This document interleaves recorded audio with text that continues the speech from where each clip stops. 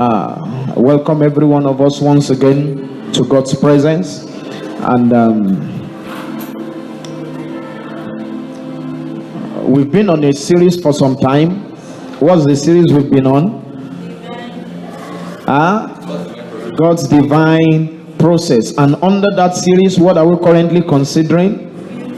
Built to last. Built to last. I said there are 7 things that make for a man that is built to last. Number 1 is God consciousness. Number 2 is the strength of conviction. And we have done justice to those 2. We have done justice to those 2. And I know I cannot have enough time to teach some of the things I want to teach. For some days I was in Manila, Valenzuela to be precise, and I was to teach at the School of Ministry there. And I taught them on strength of conviction from morning till evening, and I still was not done. Because it's a very important subject. And I had 4 different services. It was it was something else. But I trust God for the things that we have been able to cover in the time that we did strength of conviction. And I believe that it will not leave the same. The remaining, you will chew it, and then it will become an outflow from your life. Today we need to move forward, and I'll be talking on limited options. Is that the 3rd on the list? Limited options. If you will be built to last, your options must be limited. That's what I'm going to be talking about today. And I trust God that your mindset will shift by the time we are through with this topic. But to set your mind on what I'm going to be discussing, I said limited options. Limited options. I'll make 3 statements to set the tone for this teaching. Number 1 is this: some people are better avoided than resisted. Some people or things are better avoided than resisted.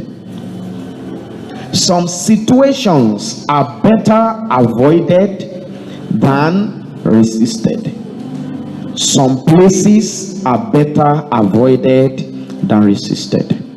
Again, some people or things are better avoided than resisted. Some places are better avoided than resisted. Some situations are better avoided than resisted. Listen, don't overrate your strength and don't overrate yourself. Are you listening to me, please?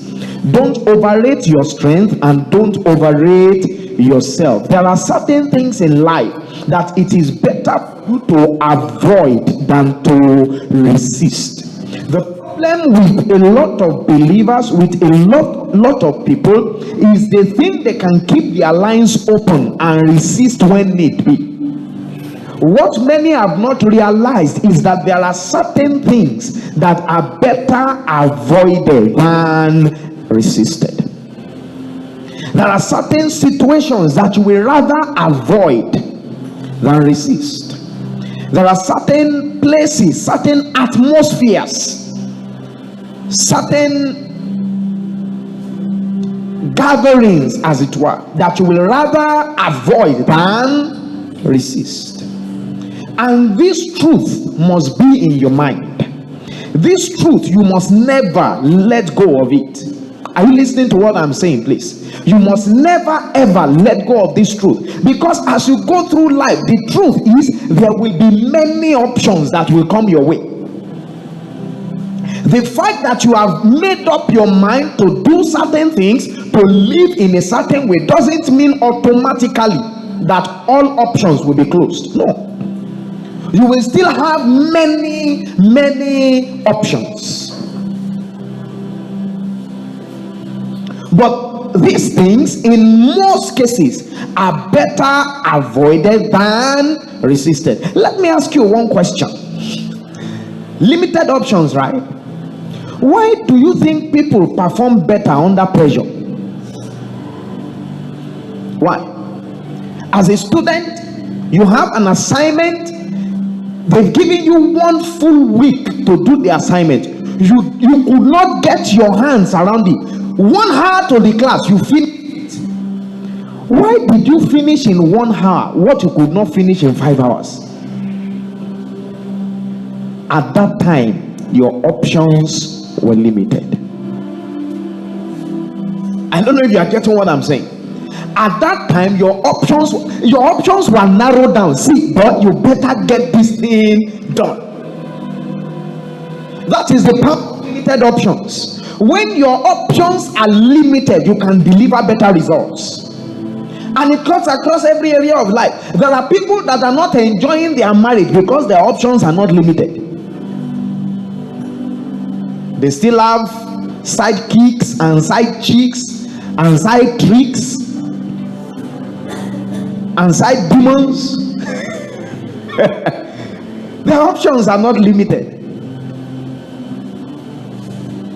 Why? Let me ask you another question. Why is it that some men suddenly become responsible when they become a father? Suddenly he has a kid, then it looks like he's becoming very responsible. At that point, his options are, reality is dawning on him small. Options are limited. Why is it that when people start working for money, they manage money better? Options are limited. They know they can't call one uncle, call another auntie, siphon money from here and from there. As a student, you can still marry. Yeah, I'll just call them, the money has finished. There is this aunt, she will send money to me. There is this uncle. But by the time you start working for the money yourself, you know you can't call anybody. They will ask you, didn't you receive your salary? At that time, your options are limited. Listen, there is power in limited options. There is power in what? In limited options. When people are boxed in a corner, they tend to think straight. You know what I'm saying? You've been there before. When you are boxed in a corner, there seems to be no way out. Suddenly your brain resets and you begin to calculate from every angle. Why did you not do the calculation before you got into a fix? The problem was, before you got into that fix, you still had many options. But as soon as your options became limited, you were set straight. What am I trying to say? When your options are limited, your productivity increases, your sensitivity increases, your mind is set straight. And if you will be productive, highly sensitive, very accurate, well aligned as a Christian, you must come to a place where your options are limited. If you still have so many options, I doubt if you will be built to last.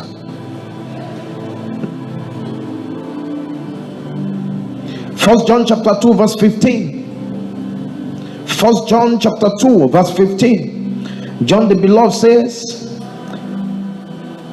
that we are not to love the world or the things in the world. He says, if anyone loves the world, the love of the Father is not in him. The reason why some people keep their lines open is because they still love the world, or at least the things of the world. Some people don't love the world anymore. It is the things of the world that they love.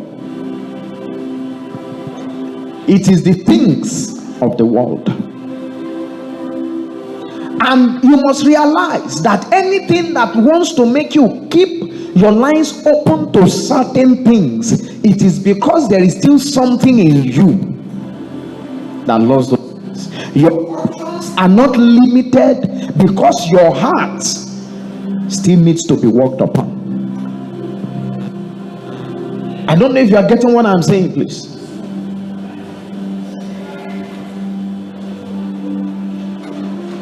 There are many people who truly love the Lord, who truly want to serve the Lord, who truly want to do right. The only problem is that their options are not yet limited. They still have so much access to temptation. They still have so much access to what? To temptation. So much access to temptation. I was discussing with a group of youths over the weekend, and I said, when you were a non-believer, you had an account on a dating site. Now you are a Christian, you still have an account. You say you are no longer visiting that site, but it's just there. Your options are not limited. That's how one day somebody will send you a message and say, I got your number from the site. You've got to delete the account. That is keeping your options limited. Are you getting what I'm saying here? That is keeping your options limited. It's not about I'm not doing anything wrong, I'm not misbehaving. Yes, we know all of that, but keep your options limited if you will be built to last. Keep your options limited if you will be built to last. Like they say, good riddance to bad rubbish. Reduce your access to things that can cause you to derail. This issue of access is the reason why many Christians are still not stable in their walk with God. This issue of access is the reason why many Christians are still not stable in their walk with God. They keep off, they keep straying away because the lines are still open. The option is still there. All you need to do is take it. You say, but I have the power to say I won't take the option. The question is, why should the option be there in the first place? I remember the story of a pastor, true life story. He ministered to a boy who was deep in drugs and all of these vices and whatever. He ministered to the boy. After a few months, the boy became okay, well behaved, and suddenly the boy's father decided to visit the pastor and said, Pastor, you've done what I failed to do in many years. I've tried everything possible to set this boy straight. It just would not change. How did you do it? The pastor said, it's all by the power of God. Then the man said, well, I have come to repay you for what you have done. And the man said, I'm sorry, freely I will receive, freely we give. I can't take anything in return. So the man said, okay, what I'm going to do is I'll give you my business card. The man was a mafia soldier. He said, Pastor, this is my number. Anybody disturb you, tell us, we take him out. And then the man left. The pastor didn't make much of it. He just took the card and put it somewhere. What kind of nonsense is this? Until one day, a deacon in church offended the pastor. The pastor got so mad, he got home and brought out the card. When he looked at the card, he said, wait, what am I about to do? He kept it back. For the next 1 week, he kept removing the card, trying to text the number and return it. Until one day, he said, I need to burn this thing. If not,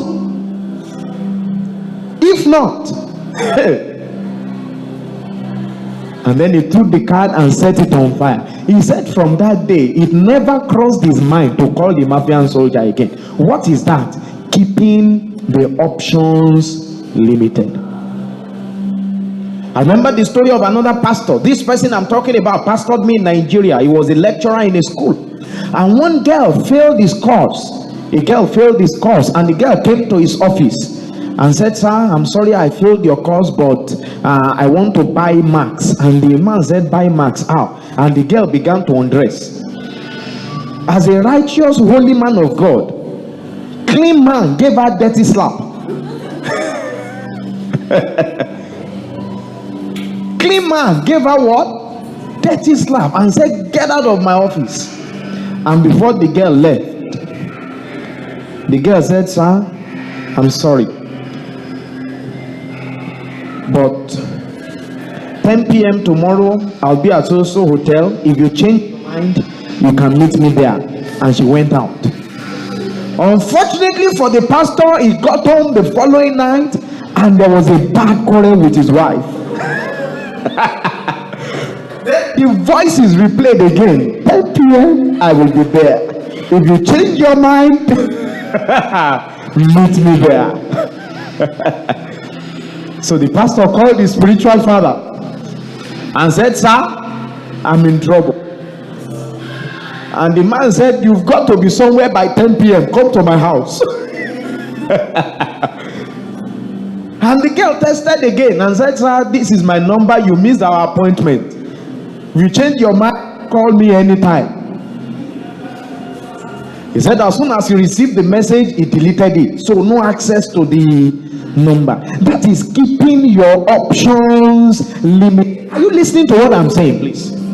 The problem with many of us is you keep the lines open.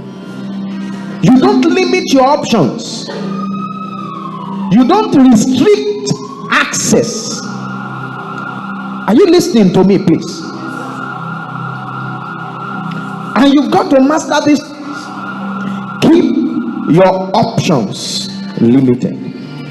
You know, sometimes it is nice to think that you've got the willpower, or that a miracle will happen. God will suddenly give you strength to walk through some things.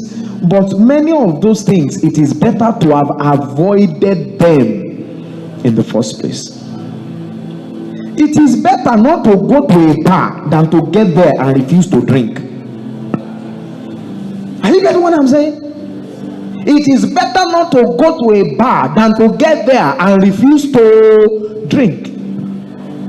Some things are better avoided than restricted. Some people are better avoided. Some atmospheres, some places are better avoided than restricted.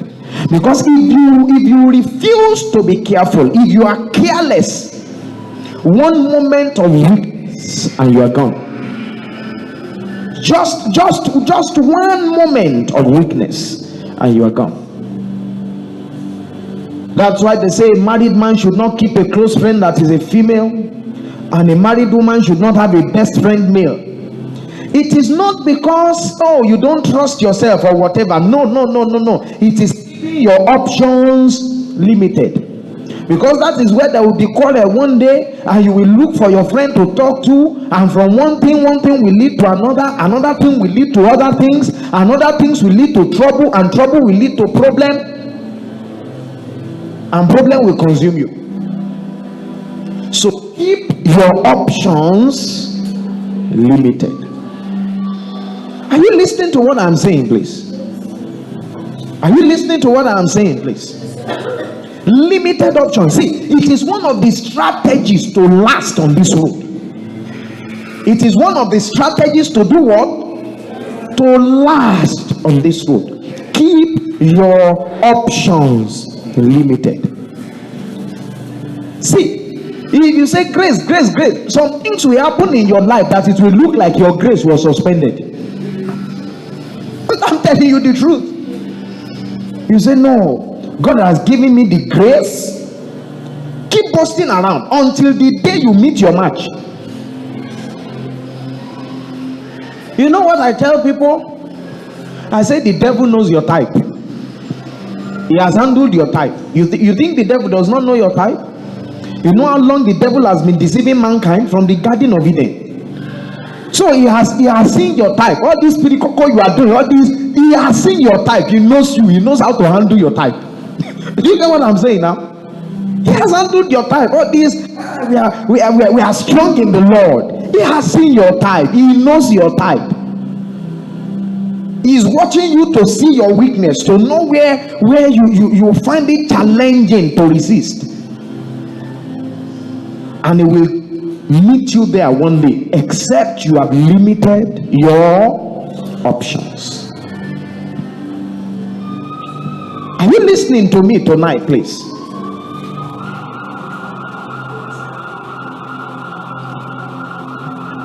I cited an example sometimes ago. I said an innocent man who is the CEO of a company decides to go on a business trip, and he decides, let me go with my secretary, female secretary. Looks innocent, right?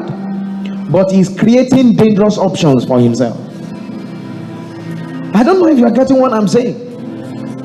He's creating dangerous options. 1 week business trip, and you go with your secretary. You say, well, why are they talking? Is it because we don't trust the man? Well, he may be a trusted man, but he must keep his options limited.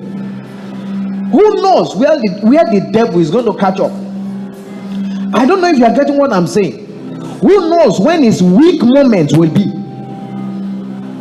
If you go with a male staff, it doesn't matter how much the devil tempts you.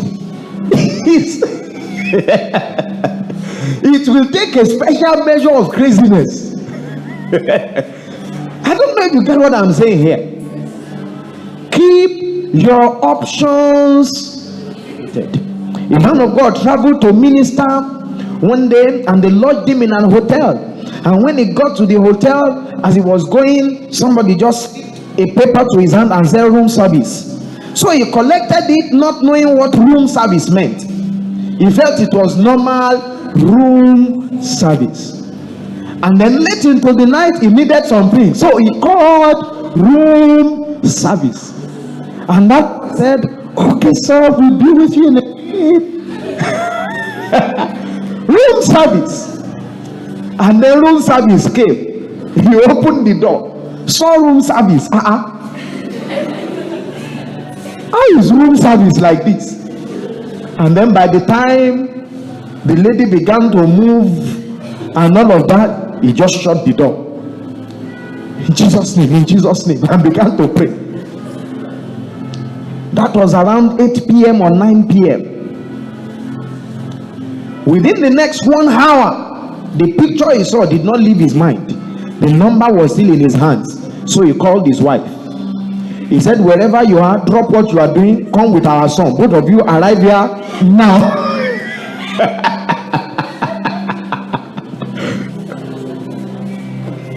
Since it takes about 2 hours to arrive, so come with our son. Anything immediate. Don't wait 1 minute. Immediately arrive now. He said, as soon as he placed the call, his mind was at rest. I mean, he cannot plan anything now because he knows his wife and son. If it's only the wife, he can say, I will explain. But the thought of the son.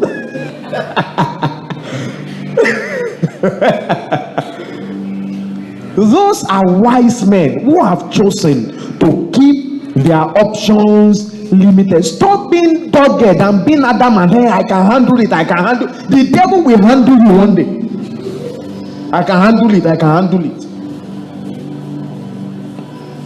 Keep your options limited. See, giants do fall, I tell you. Keep your options limited. Don't stubbornly hide under the guise of grace to keep dangerous lines open for yourself. It may swallow you up one day. Are you listening to what I'm saying, please? And this cuts across every area of life. Financial issues, time management. Keep your options limited. 1 Thessalonians chapter 5 verse 22. Bible says that you should abstain from every appearance of evil. It is not just to abstain from evil, but every appearance of it. That is how to keep your options limited, beloved. Anything that appears like evil, see, it does not have to be evil. You say, but there is no reason to suspect. So long as you are already saying there is no reason to suspect, it means there is a suspicion. I don't know if you're listening to what I'm saying. So keep your options limited right away. Are you listening to me, please? Because the lines you are keeping open will eventually be the loophole that the devil will attack you through. those dangerous lines that you are keeping open will eventually be the loophole through which the devil will attack you.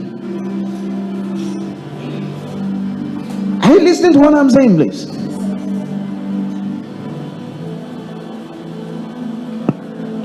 Limit your access. Keep your options limited. 1 John chapter 2 verse 16. For all that is in the world, the lust of the flesh, the lust of the eyes, and what? The pride of life, Bible says, is not of the Father, but is of the world.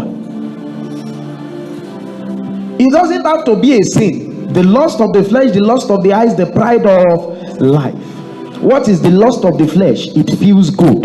The lust of the eyes, it looks good. The pride of life, it upgrades me. Don't forget those three statements.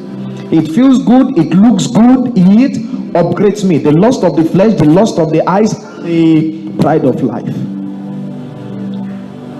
Those have been the three tactics of the devil from time immemorial. In the Garden of Eden, he used it.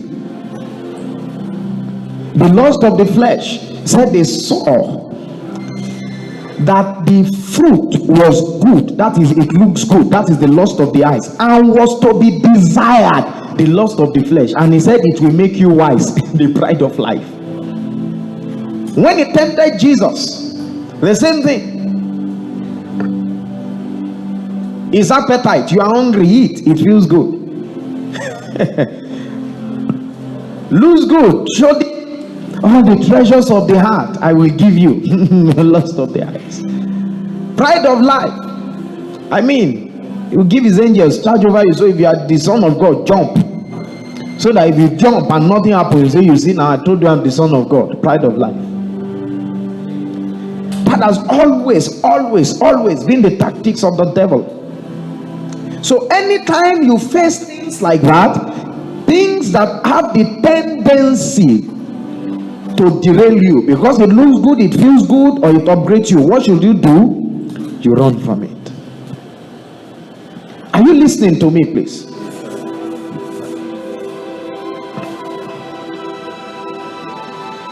It feels good, it looks good, it upgrades me. I'll show you 5 things that you must watch for in limiting your options.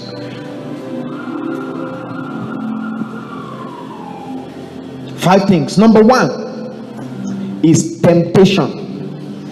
Is this thing tempting? Is this thing tempting? If you find it to be a temptation, do not open up your lines to it. Are you listening to what I'm saying now? As a man, you are traveling, you find a girl in the middle of the road, probably has nowhere to go, and she's flagging you down, and as you saw her, you find her attractive, just zoom off. You say, but we are supposed to be our brother's keeper. Well, good, that one is your sister, not your brother. No, that one is a joke.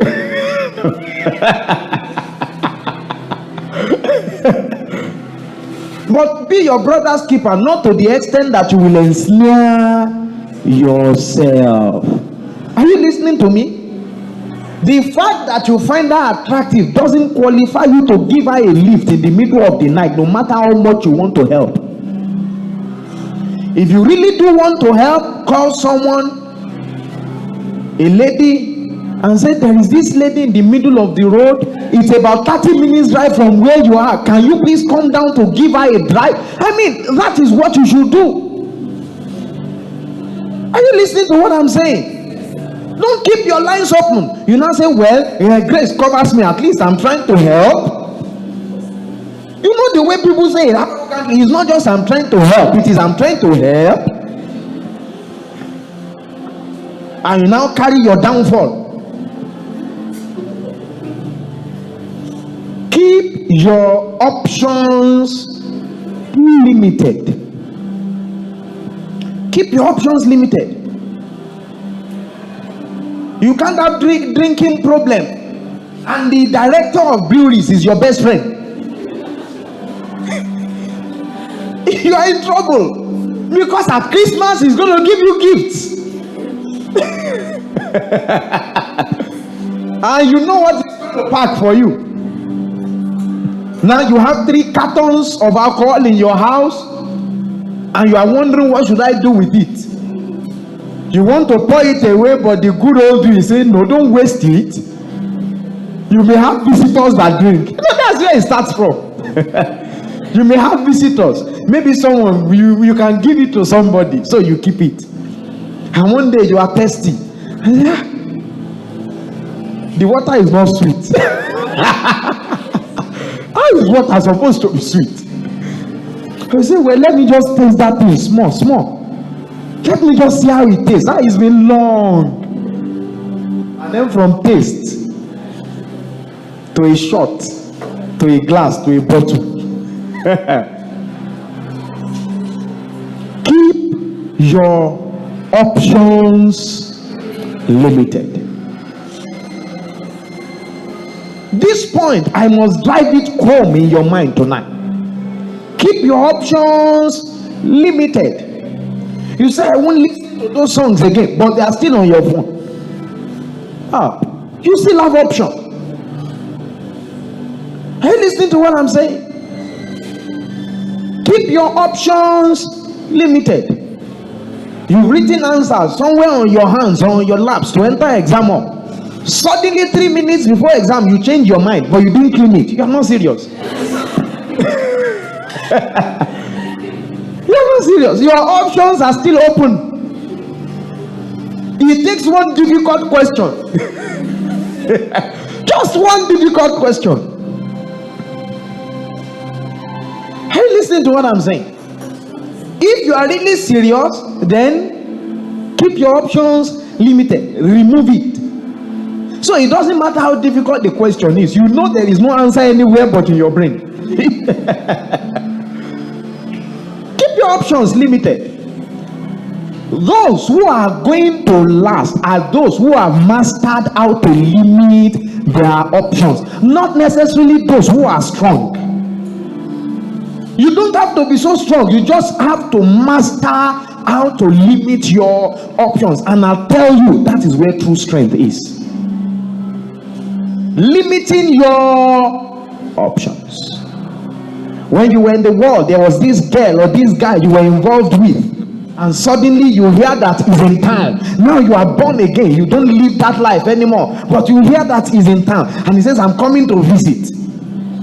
You love yourself.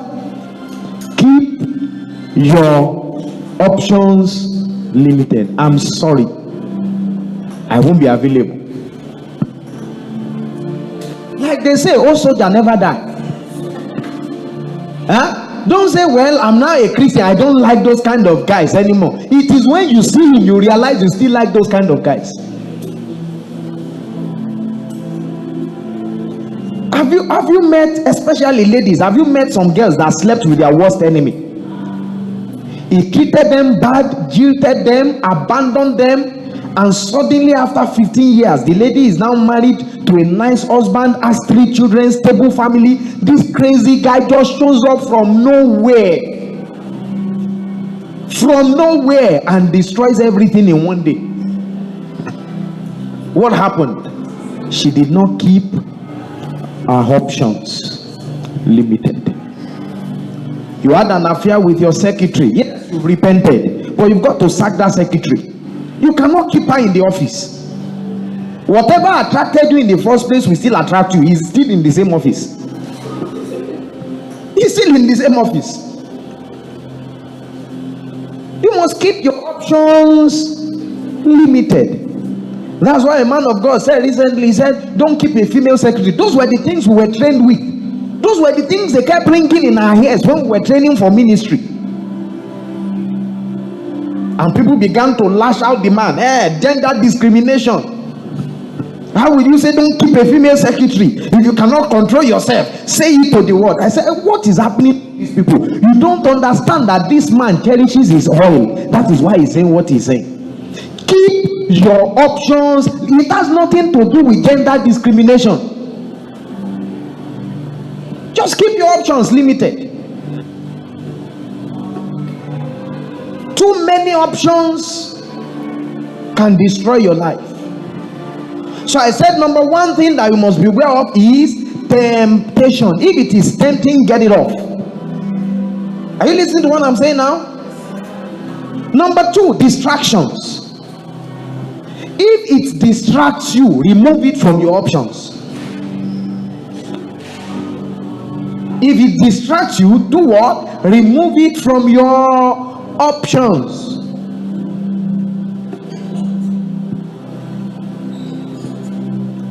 If there is this activity, for example, almost always takes the time for fellowship. You know you should be at fellowship, but suddenly this thing comes up. I must be there. I must be there. That is distraction. Close the line to that thing immediately. And things that take your time. For example, you know you should be studying for an exam, but there is this TV show. Your exam is Friday morning. This TV show is every Thursday evening. And you love it. But you've got to keep your options limited. Remove it from your options. Are you listening to what I'm saying now? Some people, the problem in their life is that they still have a Netflix account. No, I'm telling you the truth. There is nothing wrong with Netflix, but if Netflix is your distraction, and if that is where you are seeing temptation, do what? Remove it. You go on Netflix where there is no restriction, then there is this movie, and from scene one, one boy and one girl already cuddling and whatever. Just switch it up. Limit your options. That's when you will suddenly begin to remember the good old days. And then you remember Sandra that you have not called in 3 weeks. I'm telling you the truth. And you know it is true. So keep your options limited. There is this series from season 1, episode 1 to episode 15 to season 2, episode till season 8. Now you have major exam in 1 week and you suddenly discover this amazing series. No doubt it's an amazing series, but you've got to keep your options limited. Tell a friend, please, I want to change the password to my Netflix or whatever. Change the password and tell the friend never to give you until after your exams. That is how to keep your options limited. So long as your friend doesn't have exams too.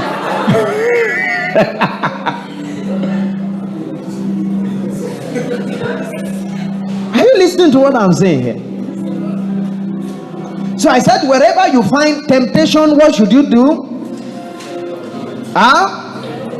Write it off.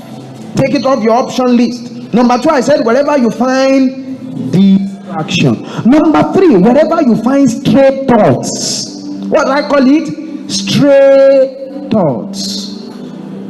Stray thoughts. You must know how to recognize stray thoughts and close them off your options. Are you getting my point now?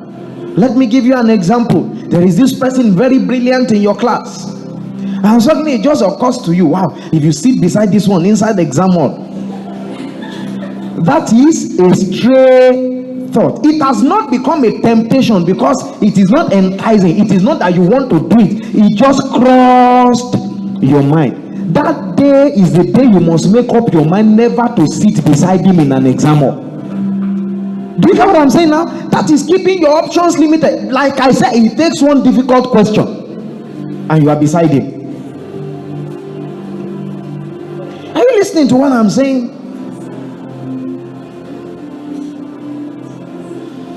You have a male friend around you and someday one thought just crosses your mind like that.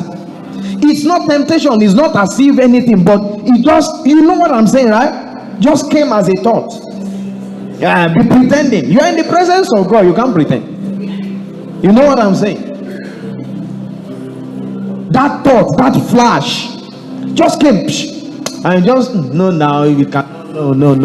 You know, you just write it out like, it can't happen now. Wow. And if you are from where I can say, Igimuji no sorry, from where to where? It can't happen. But you know that there is a straight thought already. That is where you should keep your options limited. I don't know if you get what I'm saying here. Keep your options limited. Don't entertain things that you know there have been straight thoughts along this line.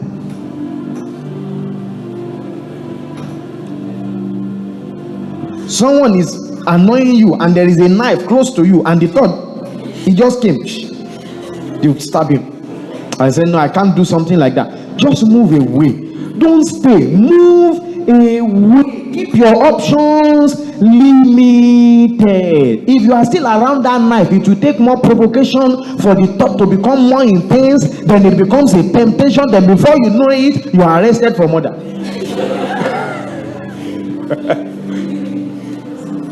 Keep your options limited. Are you following me, please? If you refuse to keep your options limited, I doubt how far you can go. I doubt how well you will last. Again, don't deceive yourself and say, I am strong. I have grace. There are some things that it is not grace, it is wisdom. Are you listening to what I'm saying? In fact, wisdom itself is a form of grace. So keep your options limited. Number 4 that you must watch out for and remove from your options: strange voices. Strange voices. You have a roommate, and this roommate is always asking you, let me use Sandra, let me use Sandra again. Sandra, who is taking care of you now? And you say, no, I'm a Christian. A Christian, I mean, who is taking care of you? Is there anybody in your life? And whatever. And this, there is this guy. No, in fact, both of you will be a good match. And then she's talking to a guy, and then they'll talk to this guy. And you know the lifestyle of this Sandra. You know her life. She's introducing you to 4 or 5 guys and whatever. That is a strange voice in your life. Kick her out of your room or get out. Are you listening to what I'm saying? Don't keep that strange voice around you. And I'm not saying that every unbeliever around you suddenly has become a strange voice. But you know those people that are becoming a strange voice in your life, always giving you wrong advice, always trying to lead you astray, always pushing you off limits and all of those. Keep them off your life. It takes a moment of weakness to succumb to their pressure. Are you listening to what I'm saying? Many people have strayed off in this life because of strange voices. Just one persistent, crazy friend. Persistent and crazy. Very persistent. Keeps repeating the same thing. Has no 2 missions. Just that one mission. You know there are friends like that. All this friend wants you to do is drink, even if it is once. That is the mission. Even if it is one, just taste it. Taste this thing. That is a strange voice in your life. If you keep that person around long enough, you will drink one day.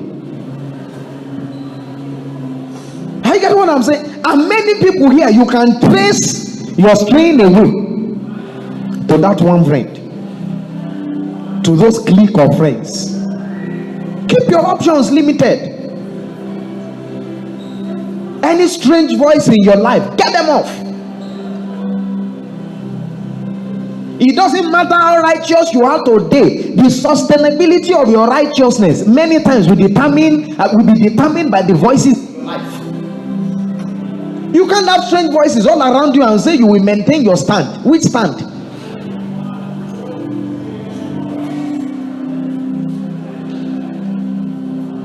Are you listening to what I'm saying, please? It doesn't matter how Christian you are. If all your friends are unbelievers, I'm sorry, it's only a matter of time. It's only a matter of time.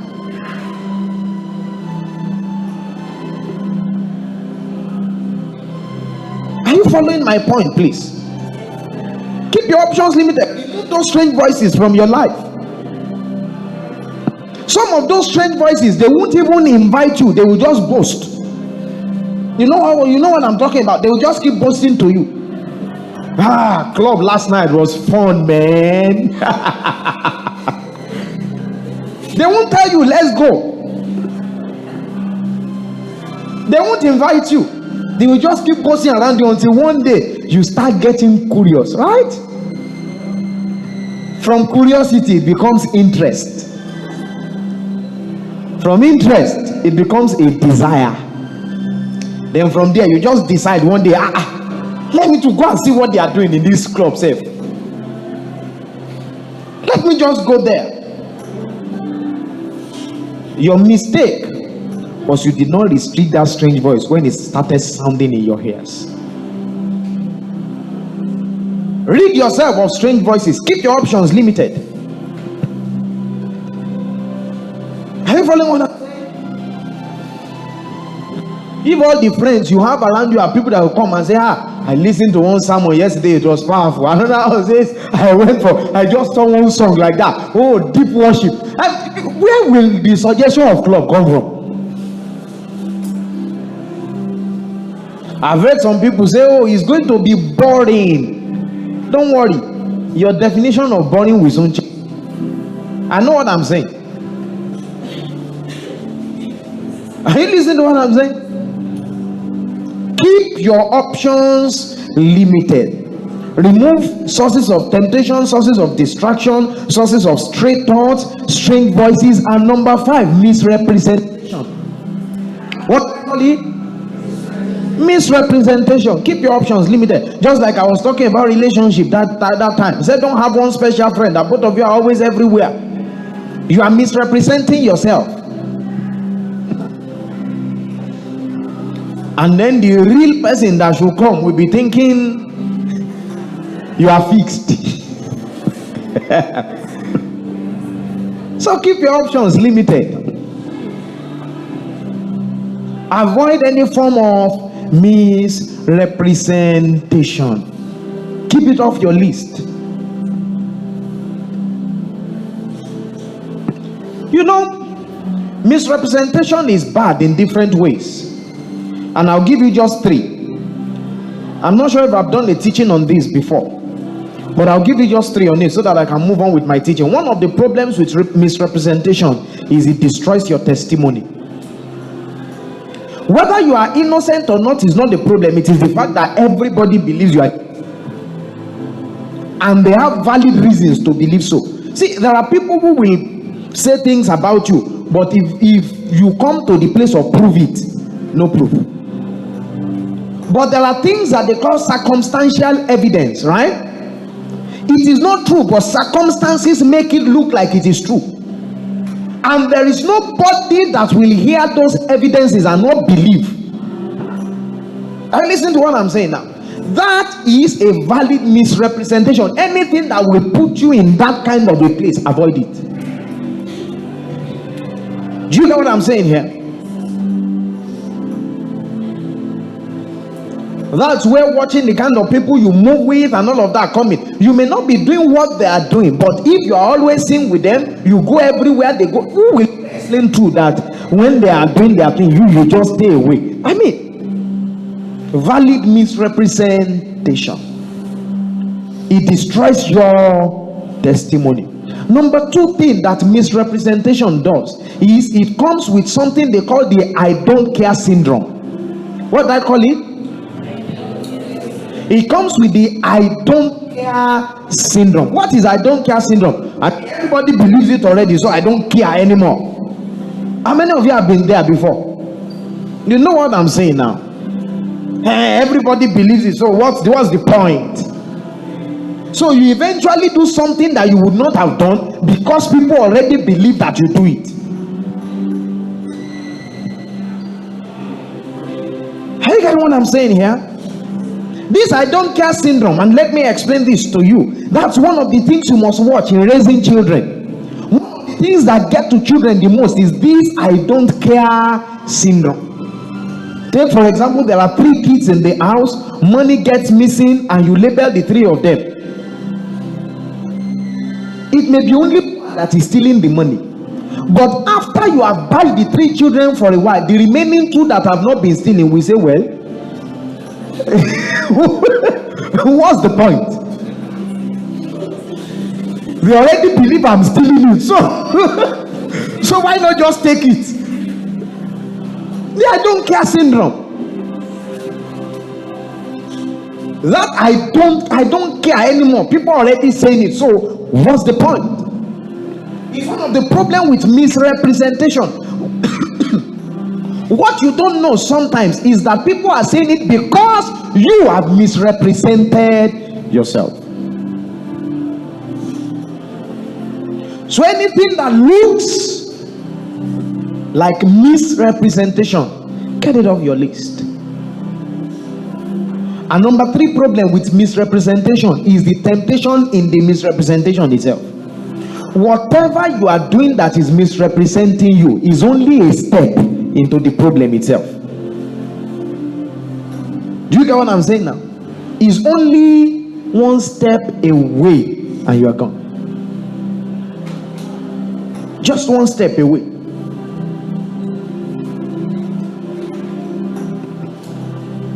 Because many times the things that are misrepresenting you in themselves, they are not safe.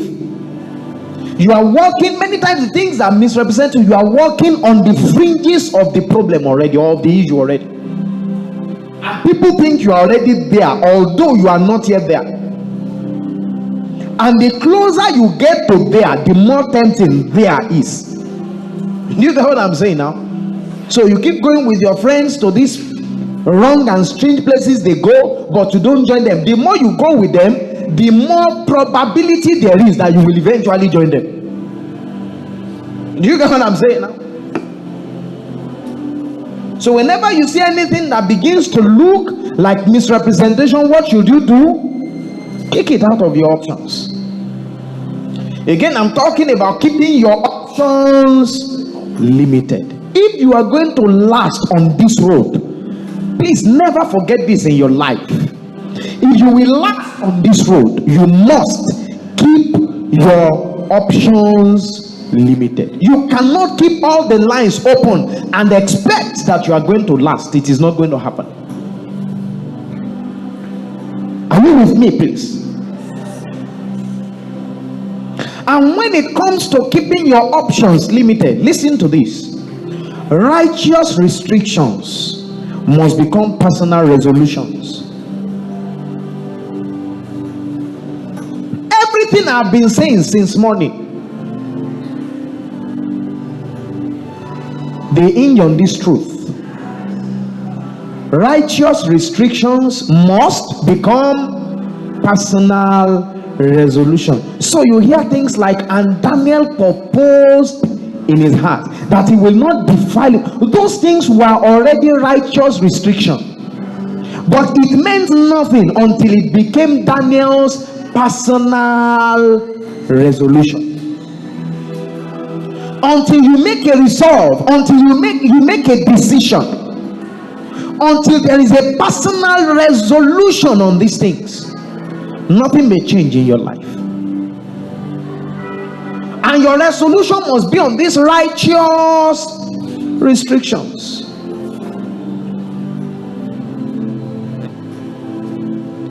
I'll go back to that later. I'm going to talk a little bit more on that later.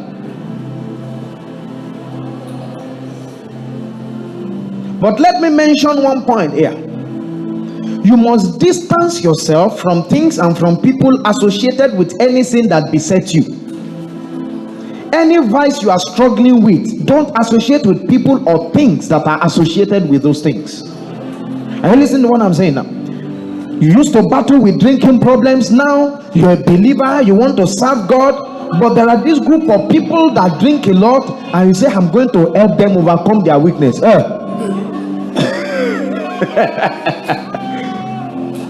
It's like a lamb that is walking to slaughter. You want to help them overcome their weakness, and from the moment you enter, by the time you perceive that thing, everything inside you just wants to drink badly. And just give all praise and honor to Jesus. Are you listening to me, please?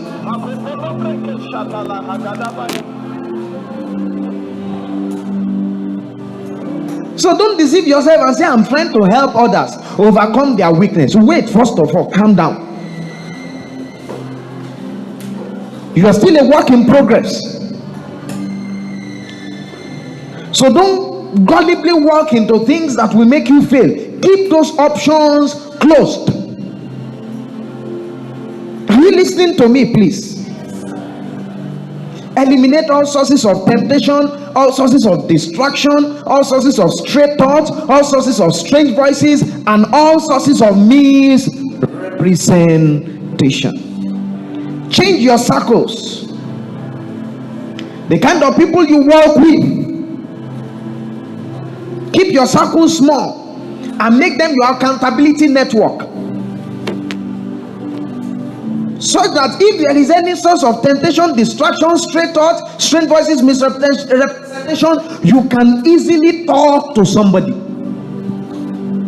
One of the problems is when you keep it to yourself, then there is nobody to checkmate you. Somebody suggests you and say, why not come with us to the club tonight? Call somebody, a Christian friend, and say, can you imagine what this person just told me? Don't just say, well, I've said no and that's it. It's not enough to say no. You need to tell a friend that will insist that you move away from that person, because you may not even see the danger. Are you following what I'm saying here? You may not see the danger.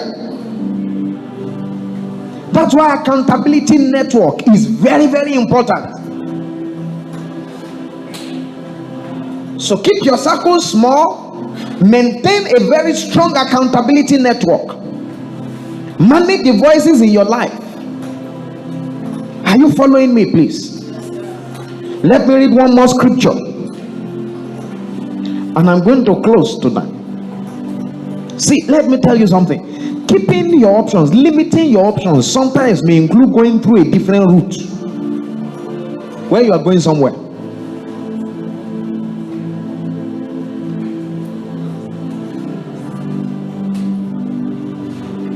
Are you listening to what I'm saying? It may include taking another route. Now, I remember one story now. I was walking with my pastor one time, and then we were going somewhere. I've forgotten where we were going. And we passed by one place. And when my pastor, it was around the evening time, and when my pastor parked, I honestly didn't know. I just saw people beside the roadside.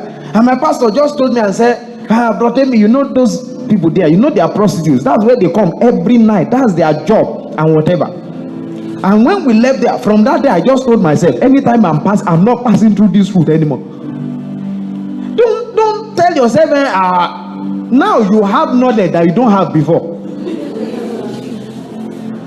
It is called the knowledge of good and of evil. I didn't know prostitutes were there before, but now I know.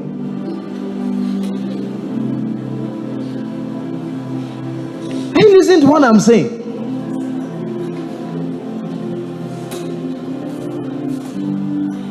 Don't say, well, I can handle it. This I can handle it thing has gotten many people into. I can handle it.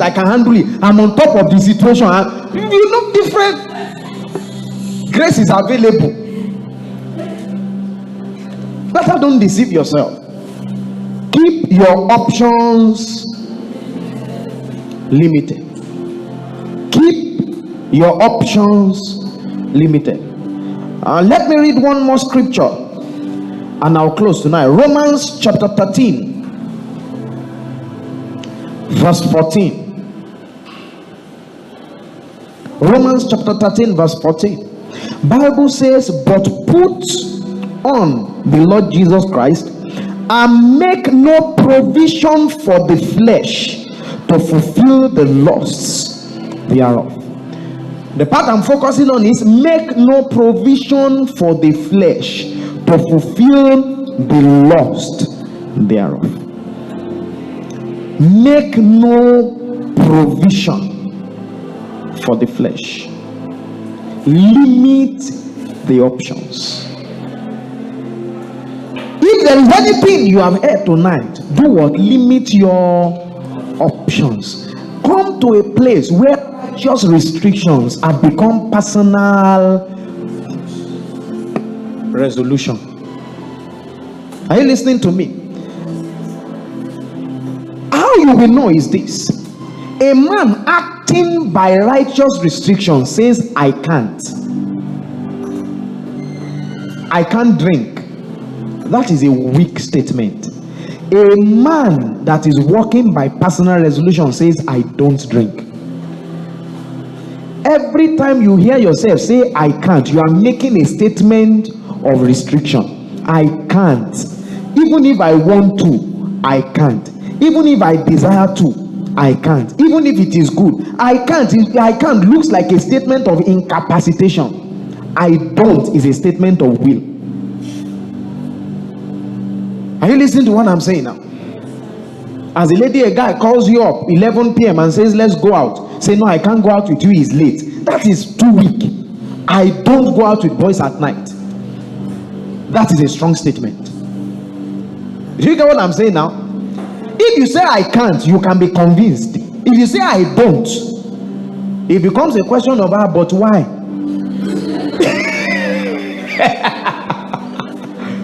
I can't is no, now it doesn't mean anything. He's just going to say, no, I can't go with you. And no, it's just to chat. There is nothing. That is I can't. But when you say I don't, when you say I don't go out with boys at night, it's not a matter of it's just to chat. That's not the reaction to I don't. It's but why?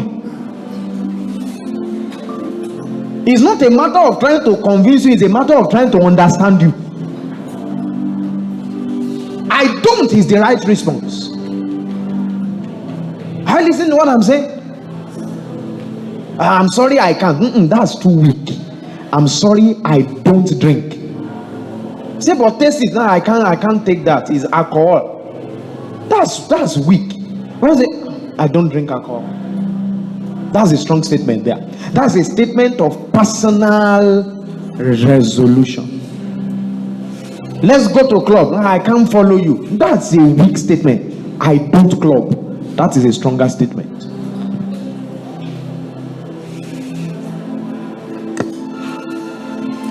Are you listening to what I'm saying here? A guy suddenly comes to knock your door at 12:30 in the midnight. No, say sorry, I can't open the door. I don't open my door for boys at night. I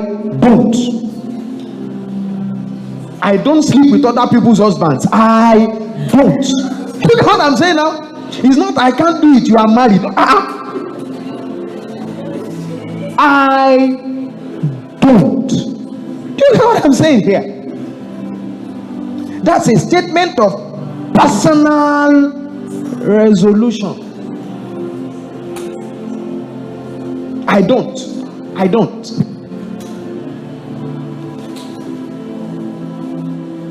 Come to a place of personal resolution where truly you are keeping your options limited as an outflow of decisions that are deep-seated in your heart. So it is not just acting up, it is not just trying to keep up with the Joneses. No, you are not doing it because there are Christian brethren around you that will wag their tongue because they don't have tails. No, it should be because there is a deep-seated resolution within you to say, no, I don't do stuff like that. Keep your options limited.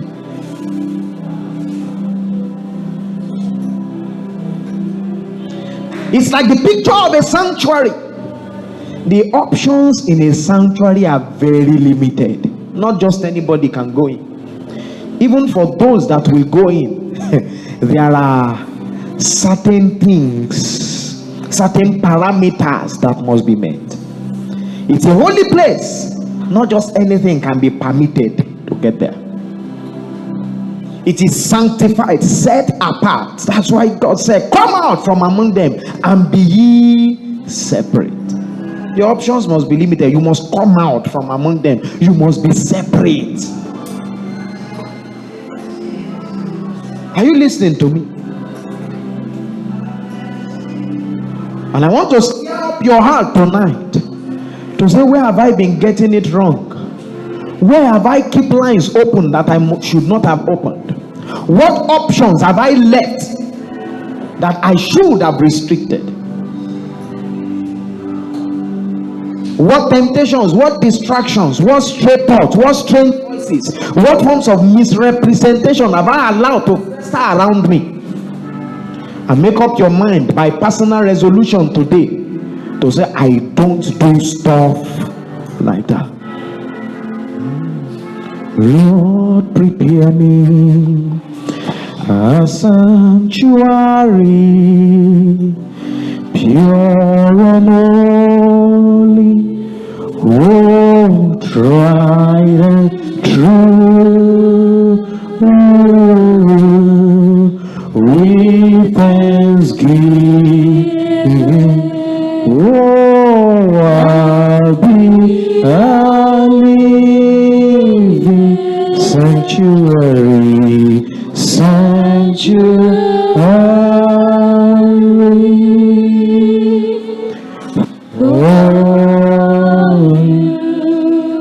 So say, Lord, prepare me, make me a sanctuary, pure and holy. I want to be that kind of sanctuary where the options are limited. I want to be that sanctuary where the personal resolutions are strong and I can say with all boldness, I don't do stuff like that. With thanksgiving, I'll be a living sanctuary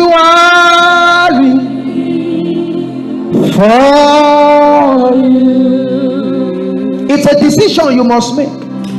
But from tonight, I'll keep my options limited. Oh, with thanksgiving, I'll be a living sanctuary.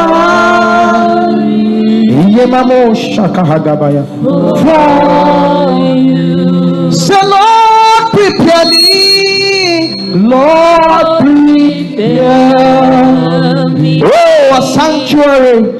A sanctuary, only pure and holy, right and true, right and true. Oh, with thanksgiving, I'll be sanctuary.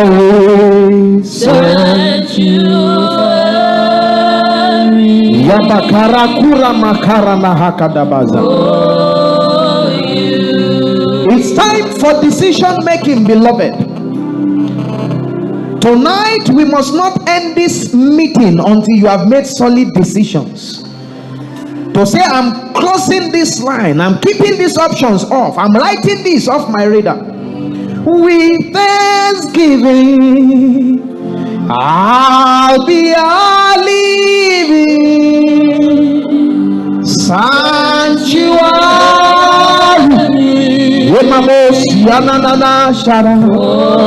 for you. Oh, with thanksgiving, I'll be a living sanctuary,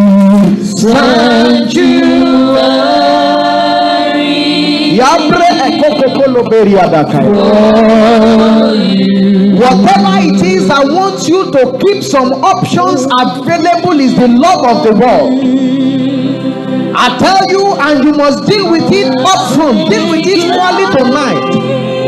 If not, that may become your downfall one day.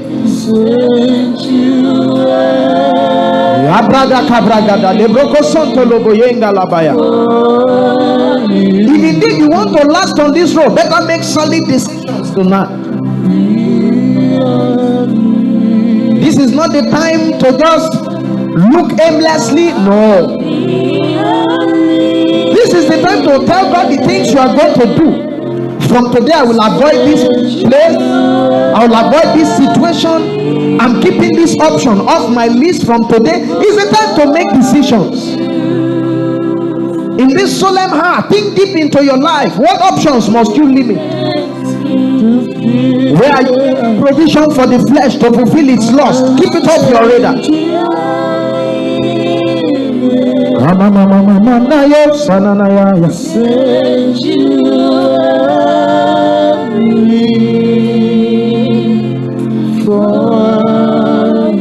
John said, if any man love the word of the Father is not in him. If truly you love the Lord, there are righteous restrictions that must become your personal resolutions.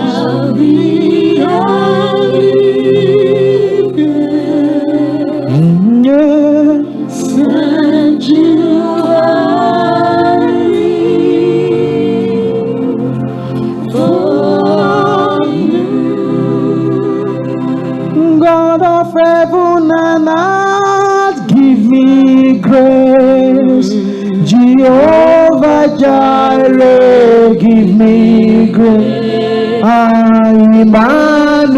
Emmanuel, give me grace. Oh, grace to follow you. I say, God of heaven and earth, give me grace. I pray, Jehovah Jireh, give me grace. Oh, Emmanuel, give me grace. Oh, grace to follow you. I say, God of heaven and earth, give me grace. Hey, Jehovah Jireh, give me grace. I pray, Emmanuel, give me grace, grace to follow you.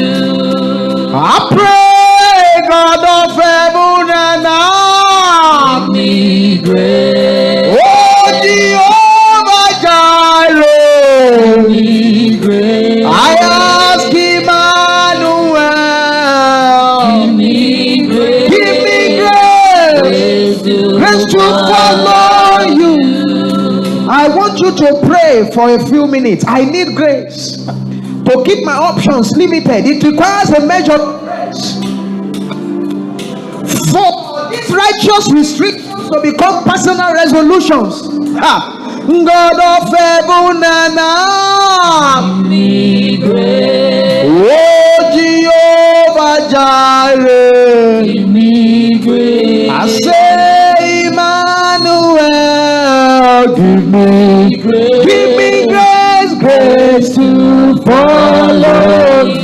Oh Lord, I pray, God of heaven and earth, give me grace. Jehovah Jireh, give me grace. I ask Emmanuel, give me grace. Give me grace, grace to follow you.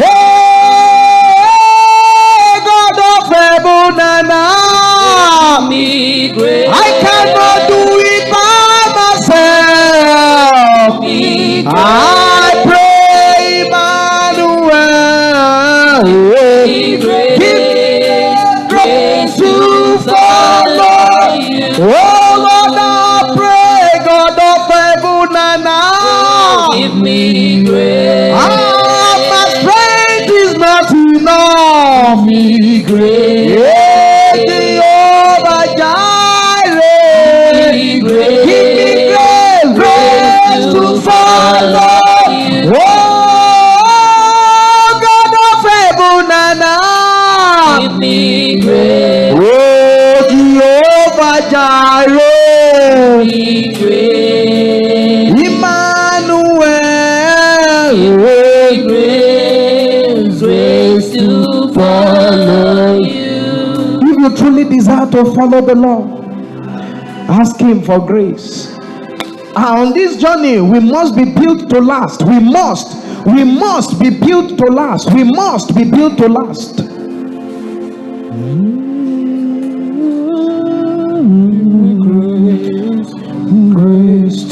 to follow you. Oh God of heaven and earth, give me grace. Oh Jehovah Jireh, I say Emmanuel. Oh, grace to follow you. Oh, Baba God of heaven and earth, ah, Jehovah Jireh, Baba Emmanuel.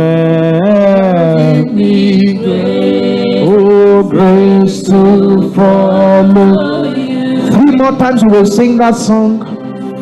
And as we sing it these 3 more times, I want you to come to a place of surrender, to a place of decision, a place of personal resolution. The next few days of your life should be days of reflection, days that you will reflect on the things you do, on the people you move with, on the places you go, on the situations that you regularly find yourself in, and decide to sever yourself from certain things. Decide to cut yourself off, and decide to cut some people, some things, and some places off your life. It's a time of reflection and decision making. It's a time to review your life and to make decisions that will help you to last on this road. 3 more times we sing that song, and I want your heart to cry out to God for grace. God of heaven and earth, give me grace. Jehovah Jireh, give me grace. Emmanuel, give me grace. Oh, grace to follow you. Oh Lord, God of heaven and earth, give me grace. Baba, I need your strength. Give me grace. Oh Emmanuel, give me grace. Oh, grace to follow you. One more time, say, God of heaven and earth, give me grace. Oh, Jehovah Jireh, give me grace. Emmanuel, grace to follow you. Father, I ask for everyone tonight. If you are here tonight and you are making that decision, lift up your hand.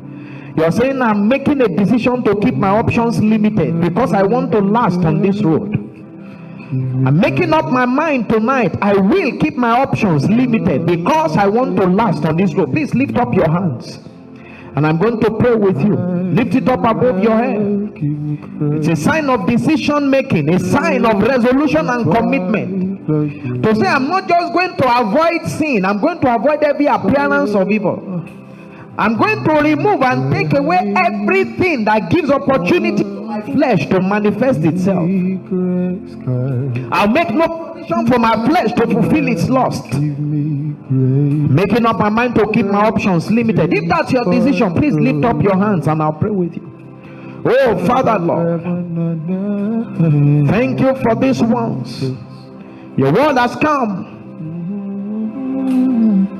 like a two-edged sword that it is, cutting through the hearts of everyone, exposing different loopholes and lapses, showing us where we need to make decisions and pay attention to, showing us areas that we must be diligent in because we want to last on this road.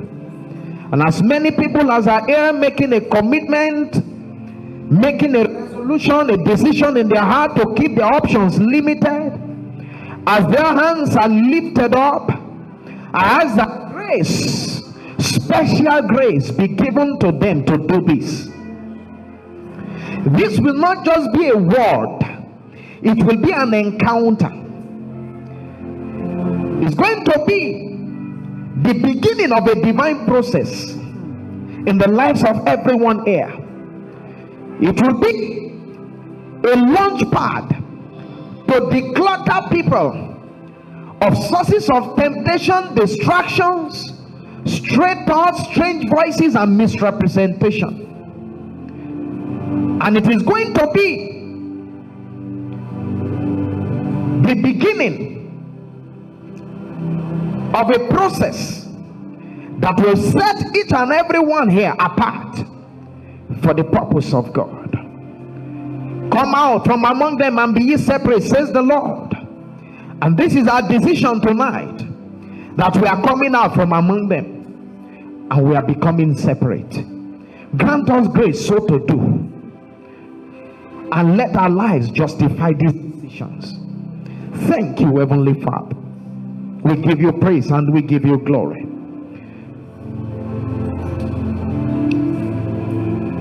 Lead us on. Spur us. Trigger us to do these things and much more, as your Holy Spirit will prompt our hearts, for your name and for your glory alone. Thank you, King of glory. In Jesus'